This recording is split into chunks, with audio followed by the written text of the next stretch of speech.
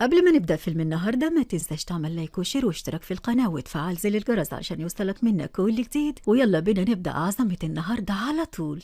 بيحكي فيلمنا النهاردة عن قاتل محترف بيقع في حب بنته مش بتتكلم، بتغير حياته لكن زعيم العصابة مش بيسيبهم في حالهم. وبيبدأ فيلمنا مع رجل في مشهد تحت المطر وهو واقف بيبكي بشدة، وقصاده زوية حبيبته واللي بتديله مسدس علشان يصوبوا ناحيتها بالرغم من نظرات الحب الشديدة اللي في عينيهم. وعشان نعرف السبب ورا اللي بيحصل ده بنرجع بالزمن لورا، وفي المهرجان السنوي في مومباي بنشوف احتفال كبير وبيبقى فيه عدد كبير من الناس بيحتفلوا بالانتصار السنوي للخير على الشر. وهنا بنشوف زعيم العصابة ناريان واللي بيكون عنده نفوذ كبيرة في البلد، وبيكون مسؤول عن حاجة في المدينة حتى دخول الأكل والشرب، وبيكون بيتاجر في كل حاجة ضد القانون زي المخدرات والبنات والسلاح وخلافه. والناس طبعا كلها بتخاف منه بيطوعوه. وبيجي واحد من رجالته بيعرفوا ان فيه ابن جبتون عاوز يدخل مية للقرية من وراه، فبيتصل ناريان بجبتون وبيهددوا ان لو ما رجعش عربيات المية هيضره. فبيعرفوا جبتون ان العربية اتحركت خلص وداخله على القرية، فبيقول له ناريان انه هيخلص على ابنه بأقوى سلاح عنده. وهنا بنشوف راجل وهو داخل على جبتون وابنه ورجالتهم لوحده، فبيتريق عليه انه جاي لوحده وكمان من غير سلاح. فبيعرفوا راجل انه هيسيطر على كل عربيات المية وهتبقى تحت ايديه وهيشغلها لصالحه. فبيتصل ابن جبتون بواحد من رجالته علشان يرجع عربيات المية، وبيستعد راجل الهجوم على العصابة. وبتدور معركة شرسة جدا بين راجل وحده وعصابة جبتون الكبيرة جدا، وبينزل راجل فيهم طحن واحد ورا التاني، وفي الاخر بيقتل ابن جبتون اللي خالف اوامر ناريان. وبعد لما بيخلص مهمته بيروح يقعد مع اصحابه، واللي بيكون واحد منهم اسمه شافي متضايق جدا علشان حبيبته سابته واتجوزت واحد تاني. فبيهون عليه راجو وبيقول له ان مفيش حاجه اسمها حب وشويه وهيبقى زي الفل، وبياخدهم وبيروحوا نادي ليلي بتاع ناريان. وبعدها بيروح لناريان واللي بيكون بيحب راجو جدا كانه ابنه، وبنعرف انه لقاه وهو صغير في الشارع وخده ورباه لغايه ما بقى اشطر واحد في رجالته وكمان دراعه اليمين. وبيفرح ناريان جدا بقتله لابن جبتون، وبيفضل يمدح فيه لغايه لما بيجي ابن ناريان واللي بيكون قزم واسمه فيشنو، وبيكون بيغير من راجو جدا بسبب حب ابوه ليه. وبيفضل فيشنو يتريق على راجو وبيفكروا ان ابوه لمه من الشارع. وبالليل بيروح راجل عشيقته ارزو واللي بتكون بتحبه جدا لكن هو مش بيبادلها نفس المشاعر، وبتعرفه انه لازم ينتقم من فيشنو بسبب اهانته ليه، لكنه بيعرفها انه سايبه بس علشان هو ابن ناريان. وتاني يوم الصبح وراجو واقف في البلكونه بيشوف قصاده بنت جميله اسمها زويا وبتعزف في الشارع، وبيعجب بيها جدا وبيفضل باصص عليها وهي كمان بتشوفه وبتحس انها مشدوده ليه وبتفضل باصه عليه. فبيقطعهم صوت ست كبيره بتبكي بشده وهي بتجر جثه واحد ميت وبتكون مش عارفه تجره لانه تقيل. فبيدخل راجو وبيشيل هو الجثه علشان يدفنها، فبتبص له زويا بنظره حب واحترام جدا وبتروح تتكلم معاه لكنها بتتكلم معاه بلغه الاشاره وده علشان هي خرصه. فاصحابه بيفضلوا يتريقوا عليها، وبتشرح صاحبه زويا الراجو انهم بيدوروا على مجموعه من الاشخاص يكون صوتهم حلو علشان يغنوا ويعزفوا في مهرجان كشمير. فبيتريقوا عليهم صحاب راجو وبيعرفوهم انهم مش فنانين وانهم مجرمين. فبتشاور له زويا انها مش خايفه من السلاح اللي معاه، وبتعرض عليه انه يجرب حاجه تانية وبتديله الاله الموسيقيه بتاعتها. وفجاه بتسمع صوت حلو وده بيكون صوت بنت اسمها بيال بتغني قصاد التمثال. فبتجري عليها زويا وبتساله لو حابه تشارك في مهرجان الموسيقى في كشمير، فبتعرفها انها بتشتغل في نادي ليلي ولازم تستأذن الاول من ارزو. وفي نفس الوقت بيجي اتصال لراجو بيعرف منه ان الشرطه هتقبض على ناريان. وفي بيت ناريان بنشوف المفوض وهو بيعرف ناريان انه هيقبض عليه، فبيهددوا ناريان انه هيقطع الميه عن المدينه كلها. لكن المفوض مش بيهتم بكلامه وبيقبض عليه بتهمه قتل ابن جبته وانه كمان مجرم وبيتاجر في السلاح وله اعمال شغب. وقبل ما يروح قسم الشرطه بيتصل الرئيس بالمفوض وبيقول له ان الميه قطعت عن المدينه كلها ولازم يسيب ناريان حالا. وهنا بيوصل ناريان وبيقول له المفوض ان ناريان ده غدار ولازم يسيبه ويبلغ عنه وما يفضلش عبد عنده، لكن بيقول له راجو خليك في حالك. وبعد كده بيجي فيشنو واللي بيكمل طريقه على راجو وبيقول له انه ما كانش موجود وابوه بيتقبض عليه، وكمان بيحط ايديه في جيبه وبيطلع الآلة الموسيقيه بتاعت زويا. فبيتعصب راجو وبياخدها منه بقوه. ومن الناحيه الثانيه بنشوف زويا وهي بتطلب من ارزو انها تسيب الطفله بيال تتعلم الموسيقى وتروح المهرجان معاهم لكنها بترفض. فبيدخل راجو وبيتكلم مع زويا وبيعرفها ان بيال هتروح معاهم، وبيتجاهل ارزو كانها مش موجوده. وكمان بيوعد زوبا انه هيساعدها تلاقي اطفال مناسبين يتعلموا معاها موسيقى، وبيبان ان فيه مشاعر حلوه بين الاتنين. وفي نفس الوقت بتكون ارزو واقفه بتتفرج عليهم وهي متضايقه جدا لانها اول مره تحس ان راجو بيحب بجد. وتاني يوم بينزل راجو مع مع زويا يدور في الشوارع على أطفال صوتها حلو، فبيلاقي طفل بيغني البنت بيعكسها، فبيعرض عليها إنه ينضم لفريق زويا، وفعلا الولد بيوافق، وكمان بيقدروا يلاقوا عدد كبير من الأطفال، وكل الأطفال بيحسوا بمشاعر رجو وزويا، وفعلا بيحس الاتنين إن كل يوم حبهم لبعض بيزيد، وبيفضلوا أيام ممتعة جدا مع بعض، وبيفضل رجو يصورها ويتابعها طول الوقت. وفي يوم بيجي جبتنو مع رجالته وسلاح علشان ينتقم من رجل قتل ابنه، وبيفضل يضرب رصاصه وبتيجي رصاصة منهم في بيال، فبيشيلها رجو وبيجري بيها على المستشفى، وهناك بيكون المفوض موجود وبيتكلم مع زويا وبيعرفها ان رجو اتغير كتير بسببها، فبتحكي له زويا عن اخوها واللي كان دايما بيقول لها انهم في مدينة كلها رصاص، وعلمها تهرب من صوت الرصاص بالموسيقى، وهي كمان بتحاول تعمل كده وعاوزة تبعد اي حد عن الرصاص بالموسيقى. وبتخرج بيال من المستشفى وبتلاقي رجو مستنيها بالبلالين، وبيقول لها ان العرض الموسيقي مستنيها، فبتفرح جدا. وبيفضل رجو وزويا يقضوا وقت اكبر مع بعض لغاية ما بيقول لها ان اول مرة يخاف على حياته، وده لانه عاوز يعيش جنبها اطول وقت. وبيفضل فيشنو اللي بيجي معاه ورجالته علشان ياخدوا بيال يشغلوها في الدعارة، فبيهجم رجو على رجالة فيشنو وبيضربهم بكل قوته علشان يبعدوا عن بيال، وكمان بيدخل مظهر صاحب رجو يضرب فيشنو برجله وبيزقه بعيد، فبيتعصب فيشنو وبيقول لهم ان دي كانت اوامر ابوه وهيشوفوا هو هيعمل ايه فيه، فبيجي صاحب رجو يلومه انه عرض حياتهم للخطر علشان بنت خرصة، فبيضربوا رجو بالقلم على وشه، فبيزعل جدا لان دي اول مرة تحصل ان رجو يضرب حد من صحابه، وبيعرفوا انه خلاص كل واحد منهم في طريق. ومن الناحية التانية بنشوف فيشنو وهو في قمة غضبه وعمال يكسر في البيت، وبيأمر رجالته انهم ما يقولوش اي حاجة للزعيم ناريان. وتاني يوم بيتكلم رجو مع صديقه مظهر وبيعرفوا انه ناوي يقول لناريان انه خلاص هيسيب حياة الاجرام وهيعيش هو وزويا حياة هادية بعيدة، فبيشجعوا مظهر، وفعلا بيروح رجل ناريان وبيعمل موبايله صامت، وفي نفس الوقت من الناحية التانية بيخطف رجالة فيشنو واحد من الأطفال، وبتشوفهم زويا وبتمشي وراهم، وبيوصلوا المخزن محبوس فيه جبته ورجالته، وبتشوفهم وهم بيقتلوا جبته قصاد عينيها، فبتخاف جدا على الطفل وبتحاول تتصل برجل لكنها بيبقى مش سامع الموبايل، فبتتصل بالمفوض وبتشرح له اللي بيحصل، وهنا بيشوفها فيشنو وبيأمر رجالته يلحقوها، والأخبار بتوصل لناريان، فبيروح يقول لراجو إن فيشنو قتل جبته، وفي بنت اسمها زويا بلغت عنه، وبيطلب منه إنه يخلص عليها بسرعة، فبيتصدم راجو وبيسكت، وبعدها بيروح بسرعة لزويا وبيعرفها إن ناريان عاوز يقتلها، وبيعرفها إنهم لازم يسيبوا المدينة بسرعة ويهربوا. وأول لما بيتحركوا بيلاقوا رجالة فيشنو محاوطينهم، وبيبقى راجو مش معاه سلاح وبيحاول إنه يصد العصابة عنه هو وزويا، لكن بتلمح زويا إن فيشنو خاطف كل الأطفال في العربية، فبيروح ناحيته لما بيحاول راجو يجري عليها بسرعة علشان يلحقها، في عربية بتخبطه وبيفقد الوعي، ولما بيفوق بيلاقي قصاده رجالة ناريان كلهم بيسيطرين على الأطفال وزويا، وبيطلع فيشنو مسدس وبيصوبه على رجل وبيكون مربوط علشان يقتله، لكن بيوصل ناريان وبيمنعه لأنه بيحب رجو ومش عاوزها تموت، وبيأمر رجو إنه يقتل زويا بإيديها علشان عقابا ليه على خيانته، وكمان علشان يعرف يرجعه من تاني لعصابته، وبيعرفه إنه لو ما نفذش أوامره هيقتله هو وزويا وكل الأطفال، فبيفضل رجو يترجاه إنه يسيبهم عايشين لكن بيرفض، فبتتوسل زويا الرجل إنه يقتلها علشان تحافظ على حياة الأطفال، ولما بيرفض بتاخد مسدسه وبتديهوله وبتصوبه ناحيتها، وبيشدوا الزينات هما الاتنين مع بعض، وبتموت زويا في حضن رجو وهو بيبكي بشدة علشان ينقذوا الأطفال، وبتفضل في حضنه لغاية لما الشرطة بتيجي تقبض عليه، وبعدها بياخد مظهر الجثة علشان يدفنها وبيروح يصلي عليها، وهنا بيجي فيشنو ورجالته وبيفضلوا يضربوا في مظهر وهو بيصلي، وكمان بيقطعوا له رجليه، وبعد كده بياخدوا أصحاب رجو بيشغلوهم عندهم زي العبيد، وبيقول فيشنو المظهر أديني قطعت لك رجليك اللي ضربتني بيها وبقيت قزم زيي، فبيدمع مظهر وبيعرفوا إن رجو لما بيخرج من السجن هينتقم منه أشد الانتقام. ومن الناحية التانية بنشوف رجو في السجن وهو منهار على فراق زويا، وكان في عالم تاني وعمال يكتب اسمها على الرمل، وفجأة بيهجم عليه زعيم عصابة في السجن وبيضربه، وهو ورجالته بيفضلوا يضربوا فيه وبيدوسوا على اسم زويا، فبيصر عليهم رجو وبيستجمع قوته وبينزل ضرب فيهم وبيعلم عليهم، وهنا بيظهر شبح زويا واللي بتحاول تهديه وبتطلب منه يبعد عن العنف، فبيهدى فعلا، لكن المساجين بيهجموا عليه وبينزلوا ضرب فيه لغاية لما العساكر بتدخل تشيله من تحت ايديهم. وفي نفس الوقت بيتكلم ناريان مع ابنه، وبنعرف ان فيشنو هو اللي بعت رجاله جوه السجن علشان يخلصوا على رجو، فبيقول له فيشنو انه عاوز يقتله بدل ما يخلص هو عليهم كلهم، فبيقول له ناريان ان رجو هياخد مؤبد لانه قتل زويا ومستحيل يخرج، فبيقترح شافي وده صاحب رجو اللي ضربه انهم يخرجوا رجو من السجن علشان ينتقموا منه ويقتلوه. ومن الناحيه الثانيه بنشوف المفاوض بيتكلم مع رجو وبيقول له يعترف على ناريان وابنه، لكن في نفس اللحظه بيوصل نيار للحجر وبيقول لرجو انه هيخرجه بره السجن وهيرجع الراجل بشرط انه ما يهجمش عليه او على ابنه، وفعلا بيخرج رجو من الاسم وبيقابله شافي وبيديله المسدس اللي اتقتل بيه زويا علشان يخلي الدنيا تولع بينه وبين فيشنو. وهنا بنشوف فيشنو عامل احتياطاته ومأمن بيته كويس جدا، لكن ناريان بيعرفه انه محدش يقدر ابدا على رجو، وبعد كده بيوصل رجو لبيته وبيرمي الرصاص اللي في المسدس وبيكون مش عاوز يكمل حياته في العنف علشان ينفذ وصية زويا، فبيحس ناريان ان رجو اتغير تماما بعد موت زويا، لكن بيبقى فيشنو مش مصدق وبيخلي شفيه يراقبه، وبيفضل راجو طول الوقت في الملهى الليلي وبيشرب بشارها علشان ينسى زويا. فبيجي مظهر وصديقهم التالت يلومه انه بقى جبان وضيع حقهم وحق زويا، وبيبقى فيشنو عاوز يجر شكل راجو بأي طريقة، فبيخطف أرزو وكمان بيعرض بيه للبيع. ولما بتتصل أرزو بتستنجد به مش بيدي أي رد فعل، فبيغضب ناريان جدا من ابنه اللي مش راضي يسيب راجو في حاله وكمان بيضربه بالقلم. فبيعيط فيشنو بيقول له انه كان نفسه يحبه زي ما بيحب الرجل اللي جابه من الشارع. وفجأة بيزقه من فوق المبنى وبيبعت رجالته علشان يخلصوا على راجو، وفعلا بيروح الراجو وبيعرفوه ان فيشنو قتل ناريان الراجل اللي رباه. وهنا بيغضب راجو جدا وبينزل في رجالة فيشنو طحن، وبيروح لقبر زويا وبيعتذر لها انه خالف وصيتها، وده علشان ينقذ الناس من شر فيشنو. وبينضم له صحابه وكمان شافي واللي بيكون انقذ اروزا وبيال، وبيتحد الصحاب من تاني وكمان بينضم لهم المفوض واللي بيقول لهم يخلصوا على فيشنو في المهرجان السنوي في الزحمه، وبيعرفوا انه هيخلي الشرطه توصل متاخر وهيكون هو خلص كل حاجه وهرب. وفي يوم المهرجان بيطلع راجو في التمثال، وهنا بيشوفوا فيشنو بيصوب عليه سهم من نار، لكن راجو بيقدر يتفاداه وبيدخلوا في معركه شديده مع بعض، وبيقدر فيشنو انه يصيب راجو باصابه خطيره بالسهم،